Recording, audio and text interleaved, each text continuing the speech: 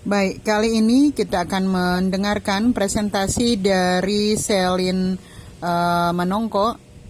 Selin juga masih mempresentasikan materi tentang modul 6, yaitu tentang bahasa laporan hasil penelitian dan hasil kegiatan. Baik, Selin, disilakan, Nak.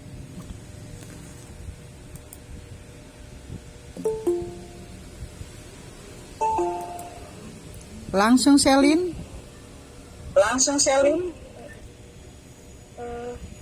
Merdeka Literasi. Terima kasih atas kesempatan yang diberikan. Saat ini saya akan mempresentasikan tentang bahasa laporan hasil penelitian dan hasil kegiatan. Yang pertama, mari kita bahas laporan penelitian. Laporan penelitian dapat diartikan sebagai presentasi yang sistematis, jelas dan teratur dari suatu penelitian dalam bentuk tertulis. Ada juga pengertian yang lain, yaitu laporan penelitian adalah satu bentuk karya tulis yang isinya berupa paparan tentang suatu proses dan hasil kegiatan penelitian. Selanjutnya, tahapan dari laporan penelitian.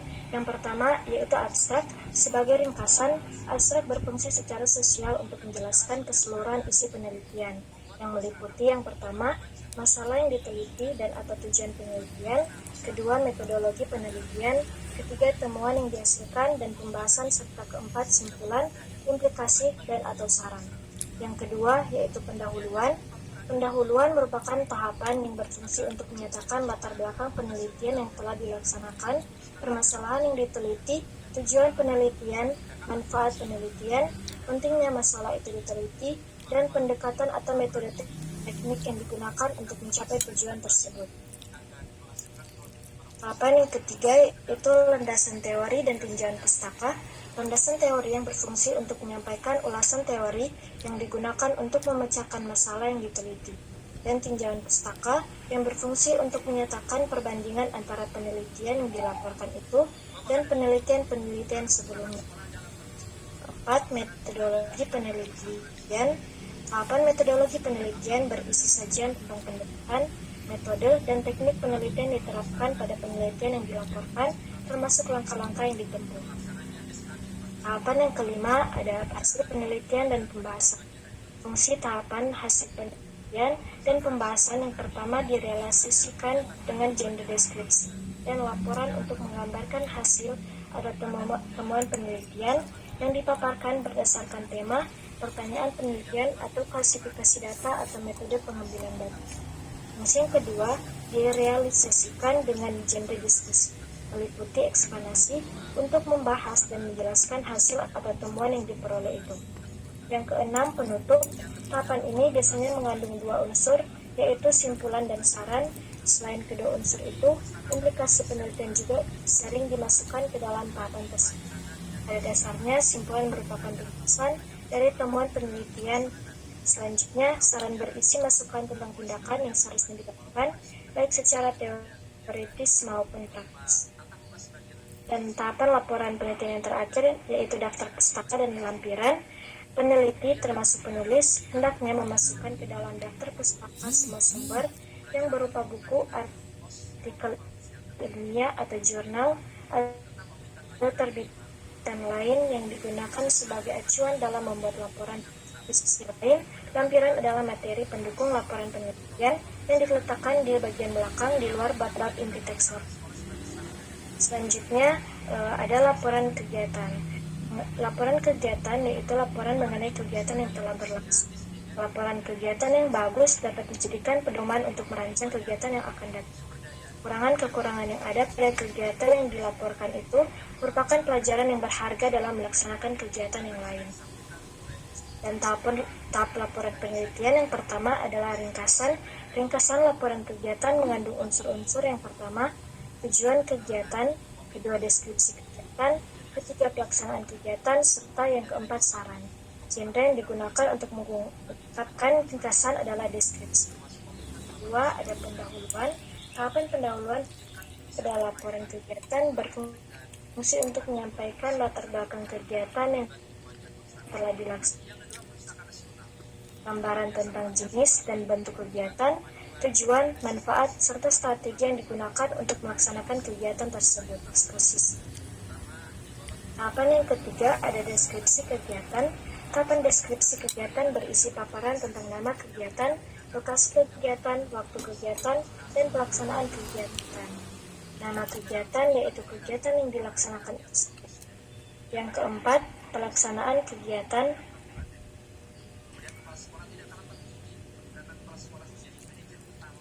Tahapan pelaksanaan kegiatan berisi rangkaian tata cara pelaksanaan kegiatan.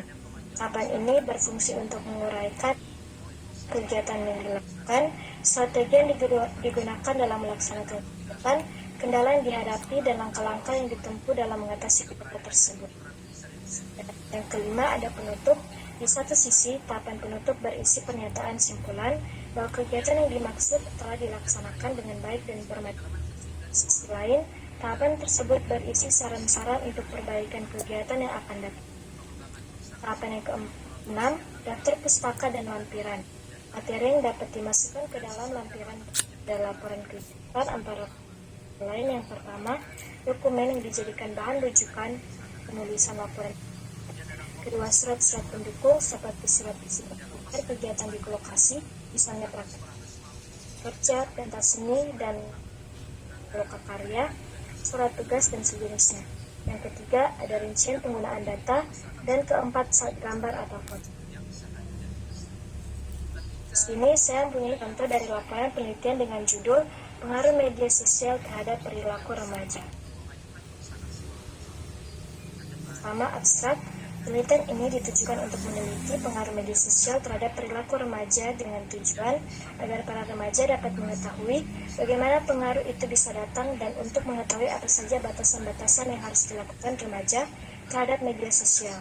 Metode pengumpulan data pada penelitian ini menggunakan metode pustaka. Dalam menganalisis, peneliti menggunakan metode deskriptif kualitatif, yaitu penelitian sebagai prosedur pemecahan masalah, diselidiki dengan menggambarkan atau melukiskan keadaan subjek dan objek penelitian. Lalu sumber data pada penelitian ini, peneliti menggunakan sumber data primer, yaitu data yang diperoleh langsung dari sumber asli, melalui wawancara dan survei. Hasil penelitian yang dibutuhkan peneliti adalah berupa informasi yang mendalam mengenai pengaruh media sosial bagi remaja itu sendiri. Pendahuluan, di era globalisasi, perkembangan ilmu pengetahuan dan teknologi semakin canggih. Penyebaran informasi serta akses telekomunikasi semakin cepat dan mudah. Internet merupakan salah satu hal yang paling besar sebagai hasil perkembangan ini. Fungsi internet bermacam-macam dan salah satunya adalah sebagai tempat komunitas jejaring sosial dunia maya. Jaring sosial memungkinkan pengguna dapat berinteraksi dan berbagi data dengan pengguna yang lain dalam skala yang besar. Tidak dapat dipungkiri bahwa media sosial mempunyai pengaruh yang besar dalam kehidupan manusia. Bagi masyarakat, khususnya kalangan remaja, media sosial sedang menjadi candu yang membuat penggunanya tiada hari tanpa membuka media sosial. Dengan munculnya media baru ini, membawa perubahan yang sangat besar dalam kehidupan manusia terlebih pada remaja. Remaja merupakan masa dari masa anak-anak yang penuh dengan ketergantungan menuju masa pembentukan tanggung jawab pada masa ini juga. Para remaja sudah mulai aktif dengan yang namanya media sosial. Para remaja mengalami pengalaman baru yang belum pernah mereka alami. Jika proses interaksi para remaja cenderung sering dengan media sosial, maka hal itu pun akan amat berpengaruh terhadap perilaku dan perkembangan. Berdasarkan latar belakang masalah di atas, maka identifikasi dari penelitian ini adalah media sosial yang berpengaruh dan dapat membuat remaja menjadi ketergantungan terhadap media sosial. Dan tujuan dari penelitian ini adalah untuk mengetahui bagaimana pengaruh media sosial bagi remaja dan untuk mengetahui apa saja batasan-batasan yang harus dilakukan remaja terhadap media sosial, dan manfaat dari penelitian ini adalah bahwa seluruh tahapan penelitian serta hasil penelitian yang diperoleh dapat memperluas wawasan dan sekaligus memperoleh pengetahuan mengenai pengaruh media sosial bagi remaja. Dan hasil penelitian dapat dijadikan rujukan bagi upaya untuk meminimalisasi pengaruh buruk media sosial bagi remaja dan berguna juga untuk menjadi referensi bagi masyarakat yang melakukan kajian terhadap pengaruh sosial media terhadap remaja. Landasan teori dan tinjauan pustaka. Yang pertama, media sosial. Media sosial merupakan suatu sarana yang dapat digunakan oleh masyarakat untuk bersosialisasi satu sama lain. Menggunakan teknologi secara baik penggunanya, Media sosial dapat difungsikan untuk bertukar informasi mulai dari foto, berita, promosi, dan sebagainya.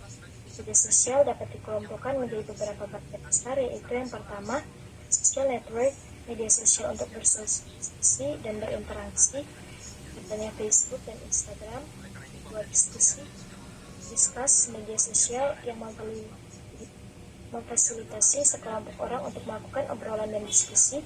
Yang ketiga, share, media sosial yang memfasilitasi kita untuk saling berbagi file, video, dan musik. Yang keempat, publish. Yang kelima, social networking. Bisa berbagi yang dapat dilakukan atau dimainkan bersama-sama. Yang keenam, MMO. Yang ketujuh, virtual worlds. Yang kedelapan, filecast, small live stream. Dan yang ke-10 ada microblog, seperti Twitter. Media sosial mengharus batasan-batasan manusia untuk bersosialisasi. Batasan ruang maupun waktu dengan media sosial ini, manusia dimungkinkan untuk berkomunikasi satu sama lain dimanapun mereka berada dan kapanpun, tidak peduli seberapa jauh jarak mereka dan tidak peduli siang ataupun malam. Sosial media memiliki dampak besar pada kehidupan. Seorang yang asalnya kecil bisa segera jadi besar dengan media sosial. Begitupun sebaliknya, orang besar dan dalam sedetik bisa menjadi kecil dengan media sosial. Apalagi dapat memanfaatkan media sosial dengan baik. Banyak sekali manfaat yang bisa didapatkan ini sebagai media pemasaran, berdagang, mencari koneksi, memperluas pertemanan, dan lain-lain. Apabila tidak bijak dalam menggunakannya, media sosial juga bisa memberikan kerugian seperti kecanduan, sulit bergaul di dunia nyata, dan pengaruh remaja. Fase perkembangan masa remaja merupakan pusat perhatian. Hal ini disebabkan karena masa remaja merupakan masa transisi dari kanak-kanak ke masa dewasa. Remaja merasa bukan kanak-kanak lagi, akan tetapi belum mampu memegang tanggung jawab seperti orang dewasa. Oleh karena itu, pada masa remaja ini sering terdapat goncangan pada individu remaja itu, terutama di dalam nilai-nilai yang lama dan dalam memperoleh nilai-nilai yang baru untuk mencapai kedewasaan. Menurut ahli psikologis, masa remaja adalah masa-masa yang rawan sebab manusia dapat mulai belajar akan dirinya dan lingkungan. Semua yang terlihat dapat ini memunculkan pengalaman yang juga baru sehingga usia remaja sering diisi dengan kegiatan coba-coba mencari pengalaman. Apabila tidak didampingi dengan baik, maka bisa saja seseorang malah terjerumus ke hal-hal yang negatif. Remaja mengakses internet untuk memudahkan segala aktivitas di kehidupannya. Memakai internet diantaranya untuk bermain game online, sarana komunikasi dengan menggunakan media sosial, bahkan untuk keperluan berbelanja dan berdagang online di internet. Fenomena yang terjadi pada remaja saat ini adalah remaja yang lebih menyibukkan diri dengan handphone dan dunia maya sehingga mengabaikan orang yang benar-benar ada di sekitar. Remaja rela menghabiskan waktunya untuk bermain game dan memilih tidak bermain dengan temannya secara lepas. Kecanduan media sosial khususnya dengan menggunakan perangkat mobile atau handphone memberikan dampak yang buruk kepada manusia. Sebelum adanya handphone, orang-orang dengan mudah saling menyapa dan melakukan kontak. Ini banyak orang memiliki alasan untuk menghindar berkomunikasi secara langsung dan lebih memilih berkomunikasi dengan media sosial di perangkat handphone. Manusianya dianggap sebagai objek, bukan lagi manusia selayaknya mereka bertemu. Peneliti dari Ohio State University, Bennett dan Robin, mengungkapkan bahwa internet dapat membuat nilai seorang pelajar menurun. Studi menunjukkan pelajar yang menghabiskan waktunya untuk mengakses internet akan lebih sedikit belajar. Karena remaja menghabiskan waktu setiap hari untuk mencari teman dan chatting akan kehilangan waktu efektif untuk belajar. Selanjutnya, metodologi penelitian. Penelitian ini menggunakan metodologi penelitian deskriptif kualitatif. Menurut Nawawi, penelitian deskriptif sebagai prosedur pengisian masalah diselidiki dengan menggambarkan atau melukiskan keadaan subjek atau objek penelitian berdasarkan fakta yang tampak sebagaimana adanya, guna membuat kesimpulan-kesimpulan sebagai hasil analisis dari permasalahan penelitian. Penelitian ini dilakukan di Kota Manado dengan sasaran penelitian adalah para remaja. Penelitian dilaksanakan kurang lebih pada bulan Juni 2020 sampai dengan selesai, terhitung sejak pemilihan judul dan pelaksanaan penelitian sampai pada penyusunan laporan penelitian sebagai hasil dari penelitian. Penelitian ini menggunakan sumber data berupa data primer, yaitu wawancara dan pengisian survei yang diambil langsung dari subjek atau objek penelitian. Jenis data dan penelitian ini adalah data kualitatif, terdiri dari transkrip hasil wawancara, pengisian data survei, catatan, gambar, foto, rekaman video, dan lain sebagainya. Dalam melakukan penelitian ini, penulis mengumpulkan data dengan cara wawancara, pengisian survei, observasi, dokumentasi. Teknik analisis data melalui tahap pengumpulan data, tahap pemilihan data, tahap sensitif data, dan tahap penarikan spesifik. Hasil penelitian dan pembahasan yang pertama, perubahan sosial dan konsepnya. Perubahan sosial adalah perubahan-perubahan dalam bentuk sosial, atau sebagai perubahan terhadap keseimbangan hubungan sosial. Setiap manusia selama hidup pasti mengalami perubahan-perubahan. Perubahan dapat berupa pengaruh tertentu luas, perubahan yang lambat, dan ada perubahan yang berjalan dengan cepat. Perubahan yang dapat mengenai nilai dan norma sosial, pola-pola perilaku organisasi, susunan lembaga kemasyarakatan, lapisan-lapisan dalam masyarakat, kekuasaan dan wewenang, interaksi sosial, dan sebagainya.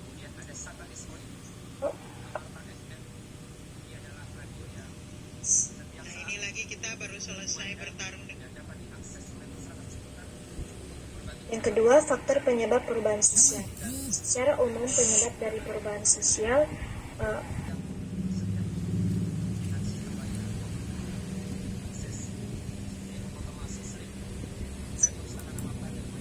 Oke, baik. Terima kasih Selin ya, sudah presentasi dengan harapan semuanya tidak. Jadi untuk memperpendek waktu, yang bagian selanjutnya itu tidak dibaca lagi.